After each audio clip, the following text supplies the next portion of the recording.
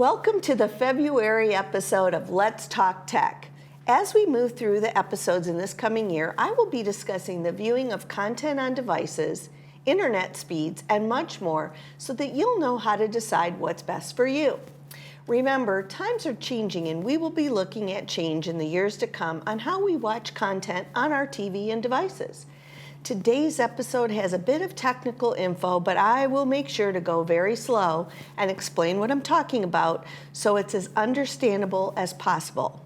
My goal is to keep you in the know. Hi, Cheryl. Happy February. Love's in the air. Hi, Debbie. Isn't love always in the air? It should be, huh? So how was your holiday season? It was great. Awesome. Mine too. A little cold and rainy, but it was really nice. That's okay. We need the rain. Yeah, that's true. At least we're not sitting in an airport. Oh, that's true. A lot of people had a lot of problems. Oh, my goodness, yes. So, hey, I understand that this episode for this month is going to be about internet speed. Yes. Can you tell me what this internet testing is all about? Is it really important? Is it necessary? Well, I think a lot of people don't realize that they can test their speeds. So what I was going to talk about today and answer your question then would be how to get your speed test at home. And you'll be quite surprised. I bet I will be. So to clarify, there are online tools which allow you to actually test what your internet speeds are at any given time and in real time. If you simply type speed test into your browser search, it will pop up like what is up on the screen right now. There's another site too that I like called speedtest.net. These both can give you a picture of the speed at that moment in time. But remember, this can vary throughout the day.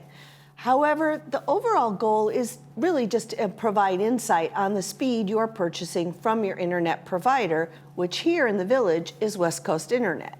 This is what the results look like for my download in my manner. And currently I pay for the 50 megabytes per second speed. The reason this is important is because West Coast is planning on changing their options for speeds and the fees associated for those speeds this month. These are some current new options, and current residents have an option to keep a lower speed that won't be offered to any new residents, which is the 15 megabytes per second. And again, this is only for our current customers, not anyone new. In the Village, the number of users at the lowest level of speed has declined by about 8%, and the number of users at the highest level of speed has increased over 15% in the last year. Demand for higher levels of internet speed in the Village has grown nearly 22% from October 2021 to October 2022. The costs here have not been increased for internet since 2014, and although you see a price increase, realistically, some of you may be able to drop down to lower speeds and save money depending on what you use the internet for in your home. In fact, over half the users here will see either a decrease or a $3 increase per month if you stay within the current levels of service. West Coast will offer a very fast speed at a very reasonable cost, but that will require a modem upgrade. More about that later. If you were outside these gates, you would be paying much more for these fees. By some measure, at least 30% more. Or if you did find something slightly cheaper initially, it would be likely to change in a few short months to higher rates. An additional advantage to all Village internet users here is that West Coast will not impose data caps on any GRF users, which is not what happens in the outside world, where at certain times of the day, speeds are adjusted by the providers. West Coast has maintained a very attractive internet fee here for many years, and they're committed to offering the best services to the residents here. The proposed increases are competitive, and these options for increased speeds are really appreciated. At the end of this show, you may realize that you don't need the level of speed you are currently buying, or you may decide to buy a higher speed. But that's my point, helping you understand all of this so you can make a decision that works for you and your home. For a point of reference, here's an internet speed I get from Xfinity up in Central California, where we pay for 300 megabytes per second there versus what I get here in the Village. That speed costs $80 a month. And I don't notice a big difference in my online activities in either location with regards to speed either.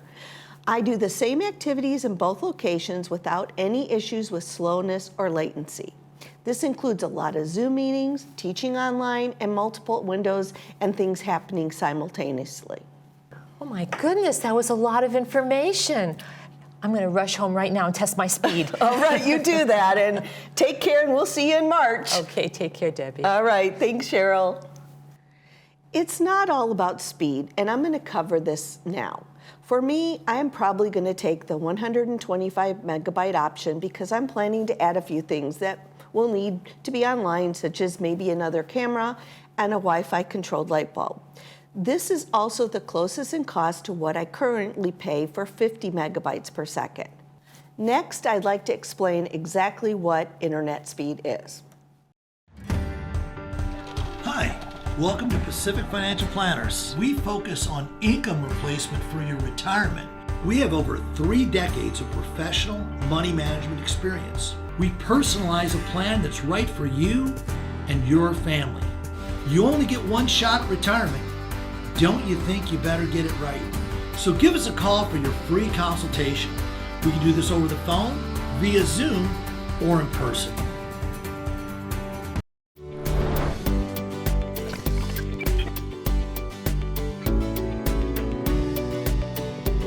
Internet speed is the measure of how much time it takes a certain amount of data to transfer from a server to your device and vice versa.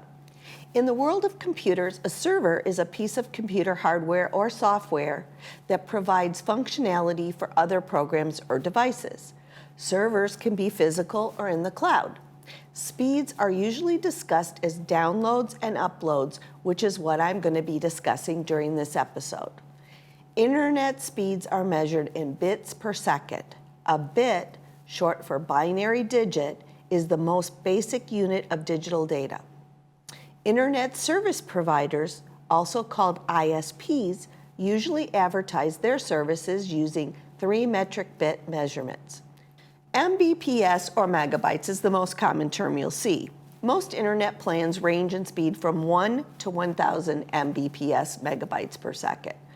A Wi-Fi speed represented in kbps is usually super slow because it means it's less than a megabyte.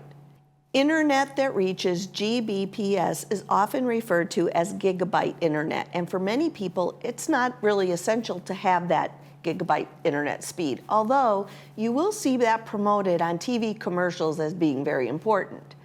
This speed, though, could benefit you if you live with a lot of people or regularly use high bandwidth activities like streaming movies in 4K, or like large family with many devices being used regularly, or in what is called a smart home, with many devices connected to the signal. More on that in a moment. At Healing Hearts Emergency Animal Hospital, we are dedicated to emergency veterinary care through high-quality veterinary services and compassion.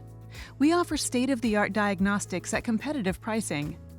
Our doctors will see and care for dogs, cats, and most exotics. In case of emergency, rest assured Healing Hearts Emergency is here for you when your primary veterinarian is closed. Open nights, weekends, and all major holidays.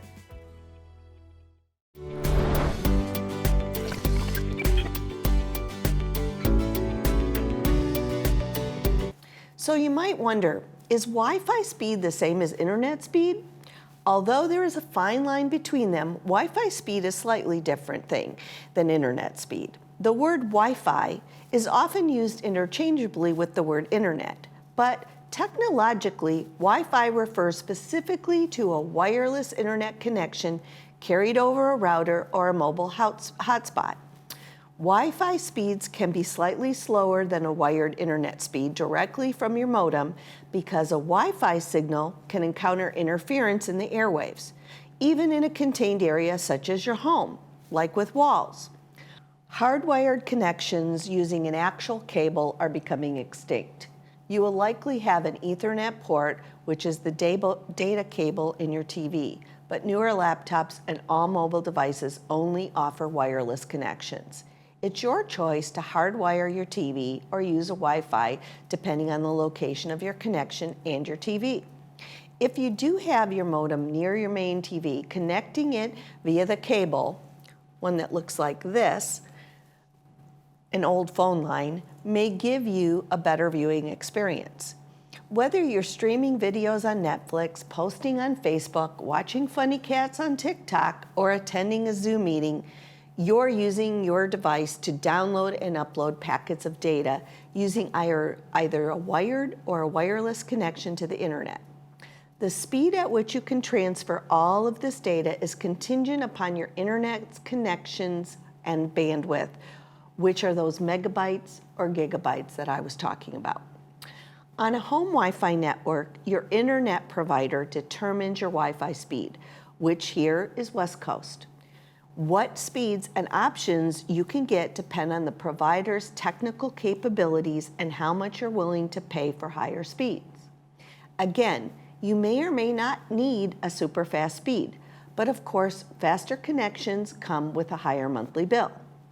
Faster connections may also depend on your modem and how old it is. So without a modem upgrade, you may be limited in what you can even get. Newer models have a higher capacity, such as something called DOCSIS 3.1, which stands for Data over Cable Service Interface Specification. That's a mouthful. And it's the current industry standard for providing high-quality internet access over hybrid fiber coax, HFC networks, which is what we currently have here in the village. You probably don't need to worry about DOCSIS 3.1 modem if you buy any of the current internet plans, apart from the new option of 500 megabytes per second. I just bought a new modem a little over a year ago, so I'm not planning to upgrade yet. But if you want that faster internet plan, you will need to buy that upgraded version of a modem. However, keep in mind though that adding a DOCSIS 3.1 modem can actually provide you with more consistent speed and better security for any fast internet plan. So if you have a modem older than 2 or 3 years old now, you might want to consider buying a new one in 2023. If you're experiencing any inconsistencies in your internet, that may be a red flag that you might need to upgrade to. If you contact West Coast Internet, they will help you determine your needs, and while they will offer you an option to buy from them, and they can also set it up, they will give you the information needed to buy a modem elsewhere if you want to shop and set up your own. Additionally, the PC and Mac Club have some vetted tech people who can come to your home and do this for a fee. And remember, unplugging your modem from the wall for a minimum of 60 to 120 seconds will typically reset the device and fix most of your problems, unless the device is older and just not able to handle new configurations. Internet speed matters because it establishes the limitations for what you can do while online. For information, some internet service providers sell plans that range anywhere from 1 megabyte, which is incredibly slow, to 5,000 megabytes, which is crazy fast. But the reality is that if you use your internet at all, it is likely you won't be satisfied with any plan under about 25 megabytes per second. And you probably won't ever need a plan with 5,000 megabytes either. Having a reasonably fast internet or Wi-Fi speed makes it easier to do high bandwidth activities like streaming in 4K or downloading a large video game file without worrying about long load times, buffering, or a dropped connection. Faster internet speeds may also ensure that you can multitask over Wi-Fi on the same device or use multiple Wi-Fi devices at the same time. When you have a lot of devices, a faster internet connection isn't just about speed though, it's also about capacity. Remember how I've mentioned the highway in the past shows? More bandwidth or bigger and better highway can efficiently support a variety of users and tasks at the same time. The internet highway not only contains lanes, but it also is about the amount of traffic in those lanes and even the number of ramps to the highway. Congestion can happen during times with the most traffic accessing the internet highway. For example, on the screen is the usage of our internet highway for YouTube on a given day. You can see when the traffic is the worst. If you want to check it yourself, the link is listed on the screen. This week I've watched many shows using Hulu, Netflix, and Paramount Plus. The only one that lagged in loading was Paramount Plus, and I've noticed that their app has caused some issues for me in the past. So in some cases, lagging or latency may be the app itself and not the speed. I had to reload the Paramount Plus app before I could get it to even update. Most apps are often updated by the provider, and usually it's invisible to you, and you don't need to do anything. But in this case, I actually had to unload and reload the app. How do you comfort a family who's experienced a loss? At O'Connor Mortuary, we start by welcoming them into our space, where families of all faiths and cultures belong. We allow them the time to process their grief, providing guidance when it's needed and listening intently when it's not. We gather the values, the stories, the relationships, and the dreams together and use them to shape the memory of their loved one into a beautiful experience they'll cherish forever. When your family is in need of true comfort, call O'Connor Mortuary.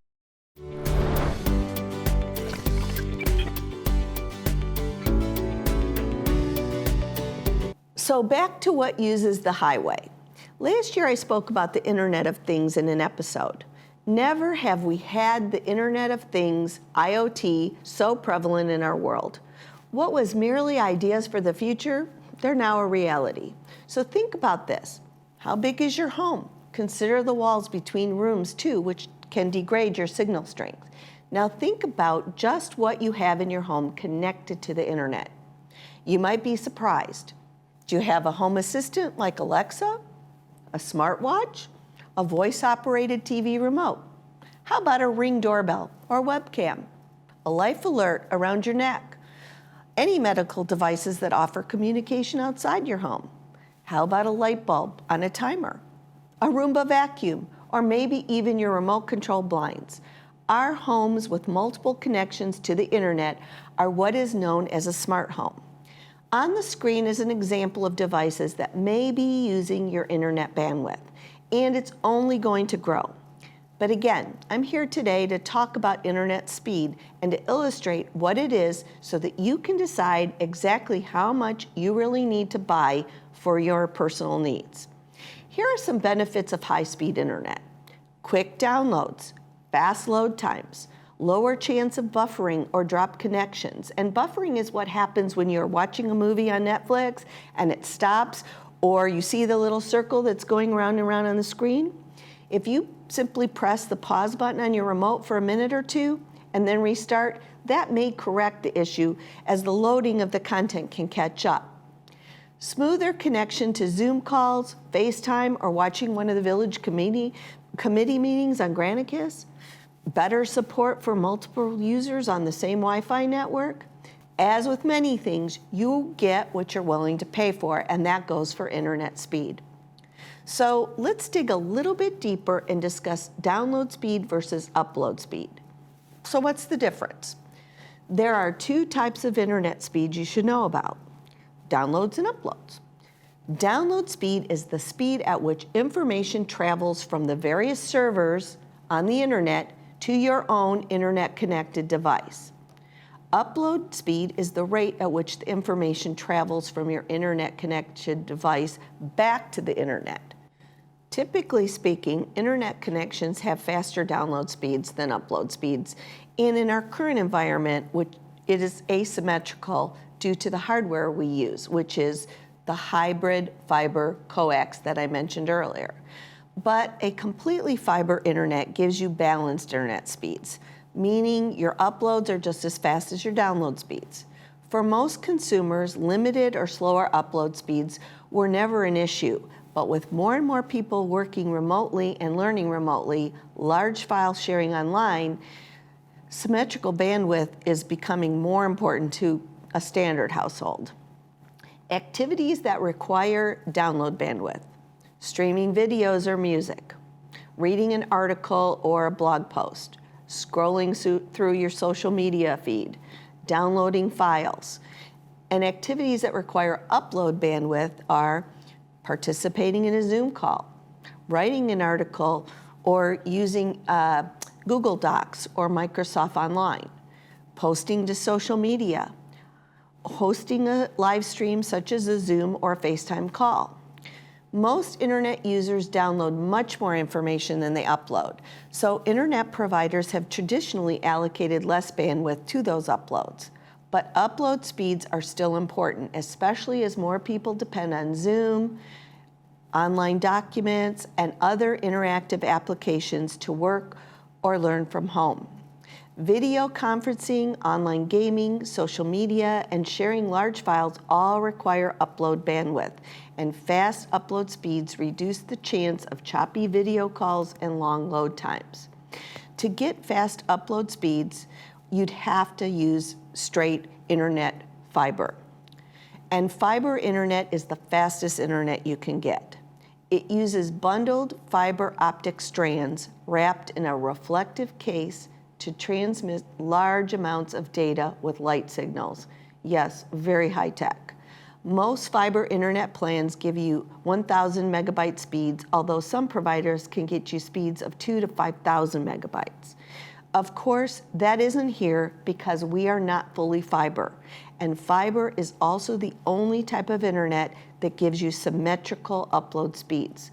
So your uploads will be the same as your downloads. With the forethought of Ross Cortese, who didn't want visible antennas in the village, we have existing conduit in the ground that is large enough to upgrade our existing hybrid fiber options to straight fiber, which is very beneficial for our community because the bandwidth of any network is limited by its physical medium.